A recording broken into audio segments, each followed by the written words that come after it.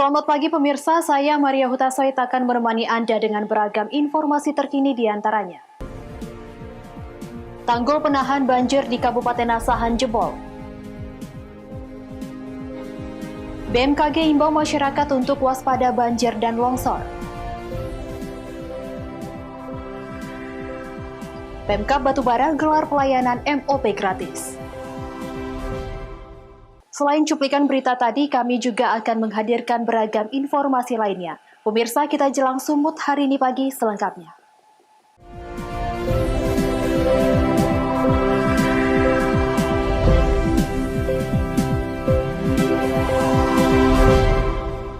Informasi pertama pemirsa, derasnya air Sungai Asahan mengakibatkan tanggul Sungai Asahan yang berada di Desa Seidua Hulu, Kabupaten Asahan, Sumatera Utara jebol. Derasnya air yang menggerus tanggul tanah tersebut membuat tembok tidak mampu bertahan. Beginilah detik-detik jebolnya tanggul Sungai Asahan yang berada di Kecamatan Simpang 4 Asahan pasca diterjang air. Jebolnya tembok tersebut dikarenakan tingginya intensitas curah hujan dalam beberapa hari terakhir sehingga membuat debit air Sungai Asahan naik. Jebolnya tembok tersebut diperkirakan akan mengakibatkan luapan air di hilir sungai sehingga akan menyebabkan ancaman banjir di beberapa desa yang berada di wilayah hilir Sungai Seidua tersebut. Kuat. Dia meresap dari bawah. Dua banjirnya pun nggak ada reda kan? Kedua banjirnya terlalu besar lah, lantaran dam kan ditutup separuh-separuh. Jadi gini Pak, kira-kira dampaknya ada banjir ke permukiman atau kemana Pak? Ada lah, udah jelas Pak. Udah jelas Karam itu lalu habis nih Pak. Karam ini. Ya. Jelas Karam. Sampai Tanjung Bali. Karam. Sampai Kota Media ini. Lantaran pembuangannya di sana 3 dijadikan 1. Nah, sungai sini 3 bikin dam, sana pintunya 1. Jadi nggak ketampung. Jadi kekurangan lah pembuangnya. Sementara itu BPBD dan kecamatan berencana secepatnya melakukan perbaikan. Hal ini dilakukan untuk mencegah meluapnya air di hilir sungai. Wanda Pratama melaporkan untuk Evarina TV. Sementara itu pemirsa, akibat hujan deras, sebuah rumah di Desa Sumber Harapan Asahan, Sumatera Utara rusak berat akibat dihantam tanah longsor setinggi 5 meter. Tidak ada korban dalam peristiwa tersebut. Inilah video saat rumah dari Umi Kalsum yang merupakan warga Dusun 1A, Desa Sumber Harapan, Kecamatan Tinggi Raja Asahan, Sumatera Utara, hancur dihantam tanah yang longsor di samping rumahnya. Tanah longsor setinggi 5 meter tersebut terjadi saat hujan deras serta angin kencang pada Minggu kemarin. Beruntung tidak ada korban jiwa saat kejadian ini, namun dinding rumah korban tersebut mengalami kerusakan berat. Pasca peristiwa longsor tersebut, terlihat warga sekitar langsung membersihkan material tanah yang menimbun rumah mereka. Longsornya kenapa nih Pak? Kena hujan Bang. Semalam hujan deras terlalu setengah hari. Kira-kira apa aja yang rusak dari bangunan rumahnya? Kalau bangunan ya kita bisa lihat sendiri Pak. Batu ya. TV, lemari, ya tempat tidur. Pak. Saat kejadian ada yang terluka Bang atau apa Bang? Kalau yang terluka nggak ada Bang, karena saat kejadian anak-anak remaja yang biasa kumpul di sini sedang ada takjiah, kumpul di sana. Jadi sama ibu itu sendiri, ibu itu sedang duduk di dapur, dengar suara menggema dan TV jatuh, terus keluar. Lihat ini kejadian seperti ini.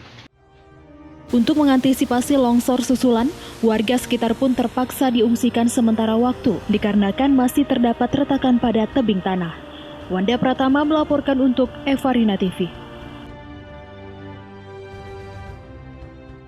Dari Medan, Sumatera Utara, pemirsa, pasca banjir yang merendam ratusan rumah warga Medan Helvetia, warga temukan ular piton sepanjang 4 meter di selokan salah satu rumah warga. Ular piton tersebut ditemukan ketika warga sedang membersihkan lumpur akibat luapan Sungai Belawan tersebut.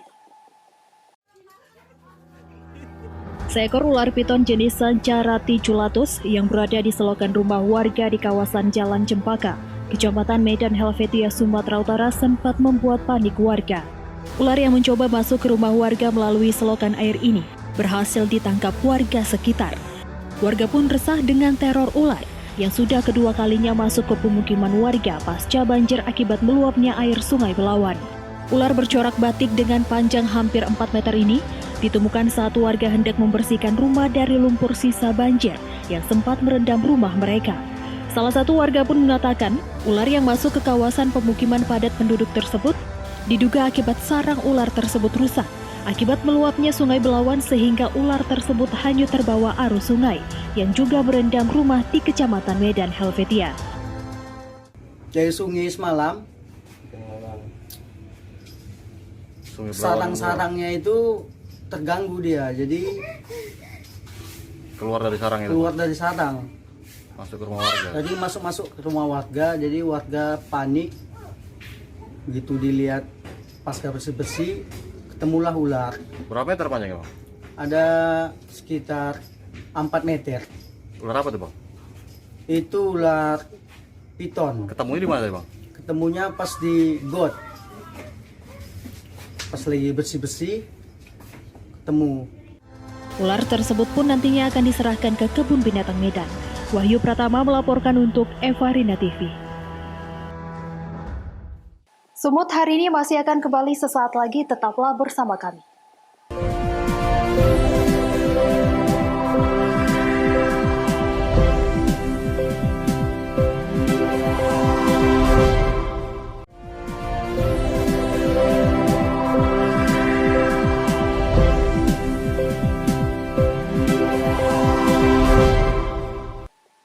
Terima kasih Anda masih bersama kami. Pemirsa, Badan Meteorologi dan Klimatologi Geofisika Wilayah 1 Medan mengimbau masyarakat untuk waspada banjir dan longsor.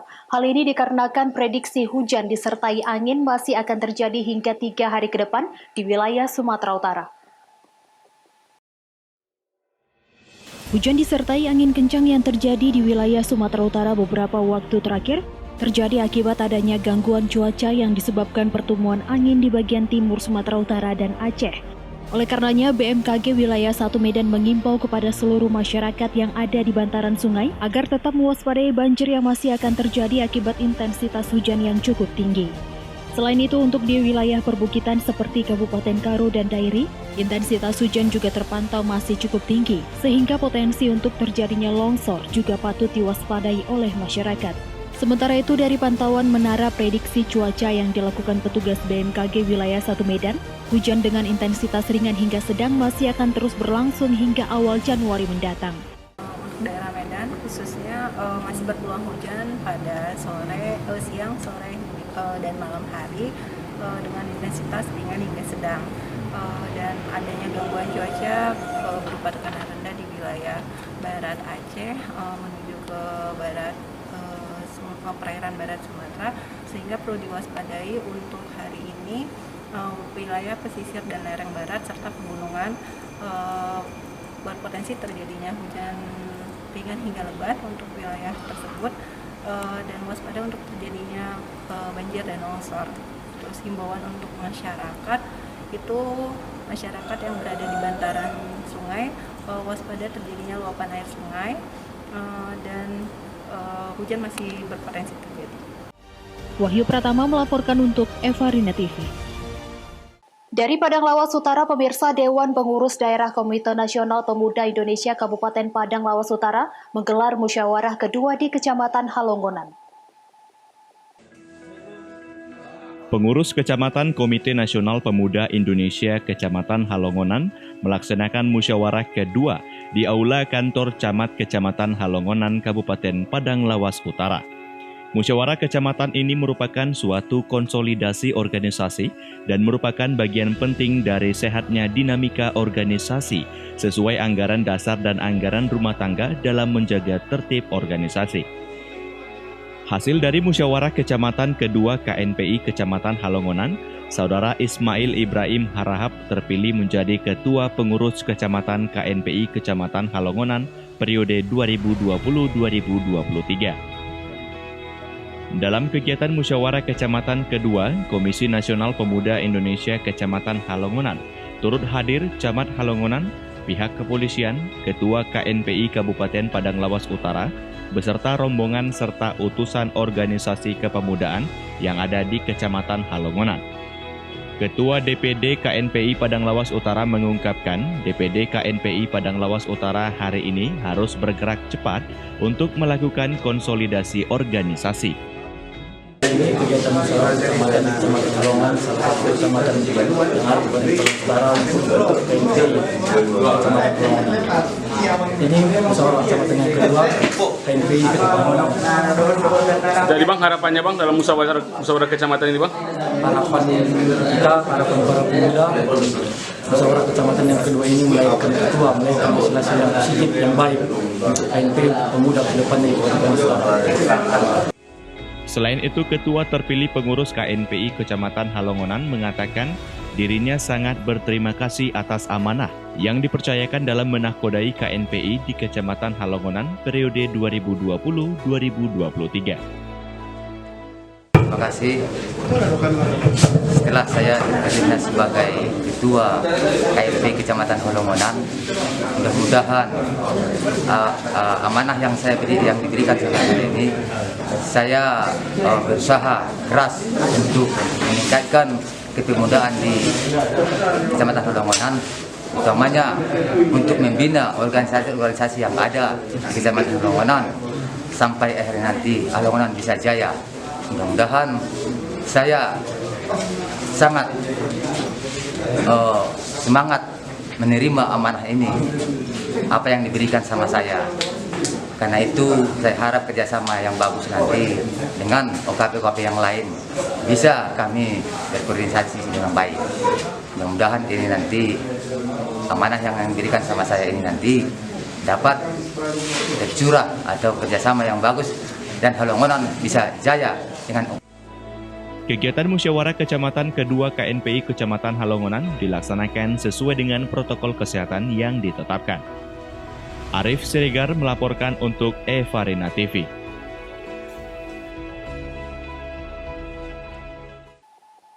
Informasi selanjutnya, pemirsa, pelatihan jurnalistik dan uji kompetensi wartawan yang digelar oleh Pemkab Karo berjalan dengan lancar. Diharapkan dengan adanya pelatihan dan uji kompetensi ini melahirkan wartawan yang profesional dan handal.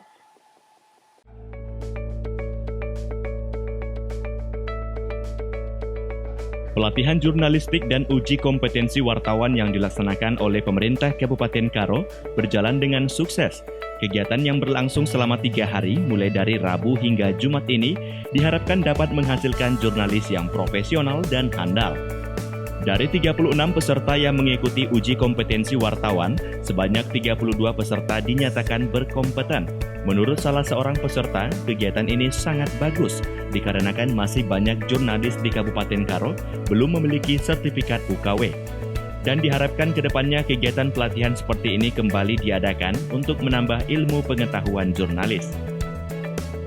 Kompetensi yang diadakan oleh Pemkab Karo, kita sangat berterima kasih kali, khususnya kepada Bupati, Humas, dan Protokol Pemkab Karo, yang mana UKW ini sangat membantu sekali wartawan-wartawan di daerah dalam meningkatkan profesionalisme. Karena banyak ilmu yang bisa ditimba dari para penguji, yang mana mereka memang familiar dan ahli di bidangnya, dan mereka juga yang terjun dari tingkat sumut sampai dengan tingkat pusat. Oh, berarti tanggapan kita positif lah Bang dengan analisnya. Sangatnya. Sementara itu, Kabag Humas Protokol Sedda Kabupaten Karo mengatakan kegiatan ini diharapkan dapat melahirkan jurnalis yang profesional dan handal, dan bagi yang belum sempat mengikutinya, kedepannya dapat ikut berpartisipasi. Acara penutupan pelatihan jurnalistik dan uji kompetensi wartawan di Kabupaten Karo. Untuk tanggapannya sendiri setelah berlangsungnya selama 3 hari ini gimana? Kami acara ini berjalan dengan baik meskipun masih ada kekurangan yang perlu diperbaiki ke depannya. Untuk ke depannya kami berharap kegiatan seperti ini rutin kita laksanakan dengan dukungan teman-teman dan dukungan dari Pemkab sendiri. Ada imbauan atau saran yang diberikan kepada wartawan nanti, Pak? Pada rekan-rekan wartawan semua, kami berharap karena ini awal, ke depannya kita tingkatkan lagi pelaksanaan kita dan kompetisi kita sehingga Semoga pelaksanaan yang akan kita laksanakan ke depannya dapat berjalan lebih baik lagi. Kegiatan ini pun ditutup dengan arahan dari Ketua PWI Karo dan Ketua PWI Sumut, dan kemudian sesi foto bersama. Chandra Bukit melaporkan untuk Evarina TV.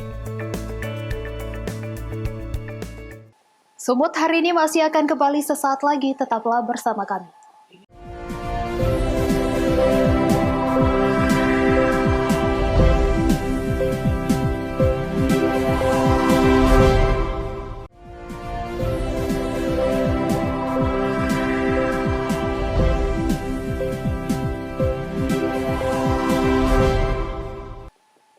Terima kasih Anda masih bersama kami. Pemirsa, pemerintah Kabupaten Batubara menggelar bakti sosial pelayanan keluarga berencana medis operasi pria atau MOP, vasektomi gratis yang diikuti puluhan akseptor.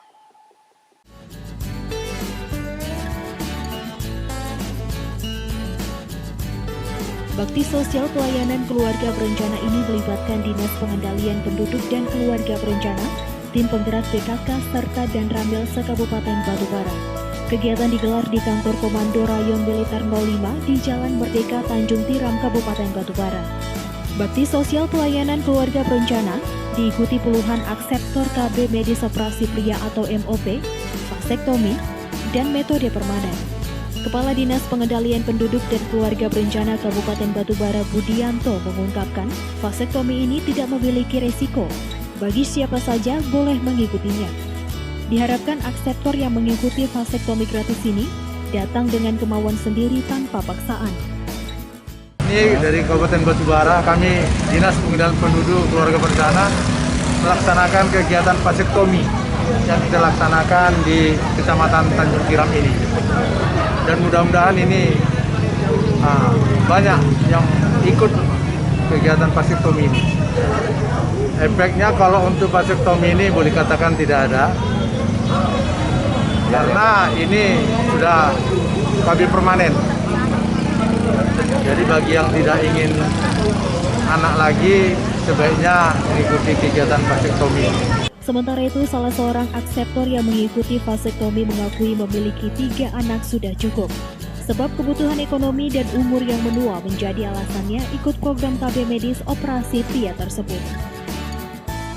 Ini makanya saya ikut KB permanen ini karena saya anak juga ada cukup, sebab saya sekarang ini ekonomi kan sulit. Saya istilahnya untuk membiayai hidup sehari-hari aja agak sulit. Makanya saya putuskan saya tidak mau punya anak lagi. Saya sudah cukup anak saya juga. Taufik melaporkan untuk Evarina TV. Informasi menarik berikutnya, pemirsa, Bio Farma akan melakukan uji mutu terhadap 568 dosis vaksin COVID-19 jenis Sinovac bersama dengan BPOM. Direktur Utama Bio Farma Honesti Bashir mengatakan hal ini perlu dilakukan mengingat syarat suatu vaksin dapat didistribusikan secara luas, diantaranya harus bermutu dan memiliki aspek keamanan. Bio Farma akan menyiapkan sebanyak 3 juta dosis vaksin COVID-19 jenis Sinovac asal Cina pada bulan Desember ini, di mana 1.200.000 vaksin telah tiba pada 6 Desember lalu, dan sisanya sebanyak 1,8 juta ditargetkan tiba di tanah air pada akhir Desember. Dalam konferensi pers Selasa 8 Desember, Direktur Utama Bio Farma Honesti Bashir mengatakan, sebanyak 568 vaksin COVID-19 Sinovac yang telah tiba di Bio Farma Bandung pada Senin 7 Desember, terlebih dulu akan dilakukan pengujian mutu bersama dengan Badan POM. Ia menyebut hal itu perlu dilakukan mengingat vaksin COVID-19 harus memenuhi sejumlah faktor, diantaranya yakni bermutu dan memiliki aspek keamanan. Hal tersebut dibuktikan dengan beberapa tahapan uji klinis, sebelum nantinya dilakukan vaksinasi atau pendistribusian secara luas, baik untuk pemenuhan kebutuhan pemerintah maupun mandiri. Distribusi vaksin harus memenuhi good distribution practice, di mana dalam proses distribusi dari Bio Farma hingga ke klinik ataupun ke fasilitas kesehatan harus memperhatikan sistem rantai dingin ataupun cold chain system untuk menjamin kualitas vaksin tetap terjaga. Bio Farma saat ini sedang mempersiapkan solusi digital untuk kebutuhan pemenuhan distribusi vaksin COVID-19.